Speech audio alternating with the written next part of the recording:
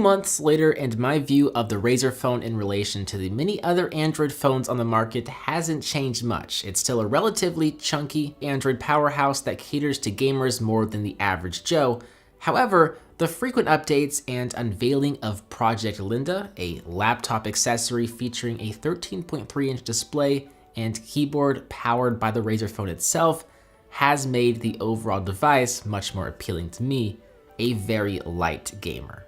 The chunky design of the phone is something I haven't really been able to completely shake. On one hand, I like the smooth aluminum and textured Razer logo, but the phone as a whole is a massive device in the hand and in the pocket. The boxy shape works well for a laptop like the Razer Blade, which Razer obviously makes, but not for a smartphone.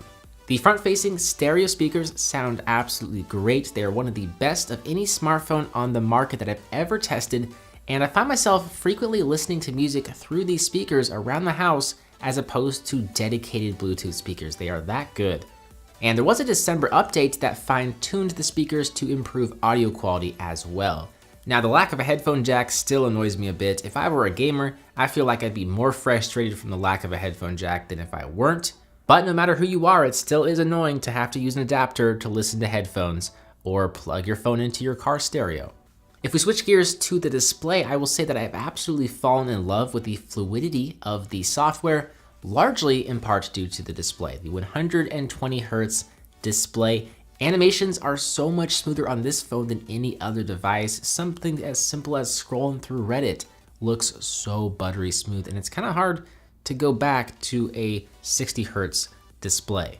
The effect does lose its appeal ever so slightly via daily use, but when you switch phones, you really start to appreciate the high refresh rate. I do admire Razer for keeping the software as minimal as possible. It runs a near stock Android skin with Google Now available in the default launcher. The only thing I don't like are the green skinned icons, but hey, those can be easily changed with an icon pack and launcher.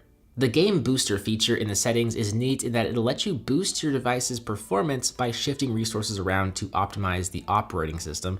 The custom mode is pretty neat because you can have this feature only be activated for graphic intensive games, which is obviously what I recommend, because many games like Solitaire or Words with Friends can run just fine without having to use all of the power of the Snapdragon 835 processor. I've used this feature on and off over the past month or so, and it's kind of hard to say if it's actually working, but I don't really play a lot of graphic intensive games.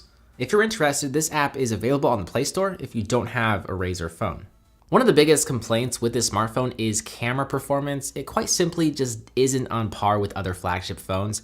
This past month though, Razer issued a software update to improve camera performance. They've added a 2x zoom button, they've improved the shutter speed in low light, and when using HDR, they've reduced noise and made shadows clearer. They've improved picture quality with better color cast and improved image optimizations.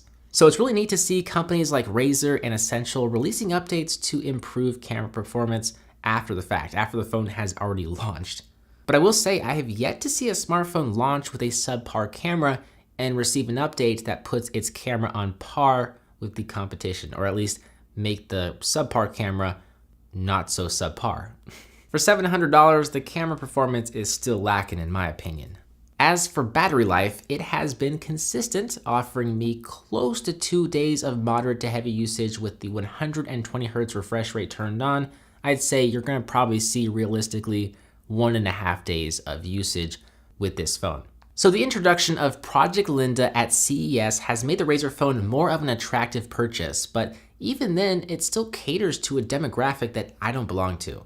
That demographic is gamers. The 120 Hz refresh rate, powerful processor, and battery life make this phone an absolute joy to game on, but when we compare it to other $700 flagships, the design and camera just simply fall short. If you bought a Razer phone, I'm curious to hear your thoughts in the comments down below. You've heard mine. As always, I'm BoHD from PhoneDog.com. I hope you enjoyed this video.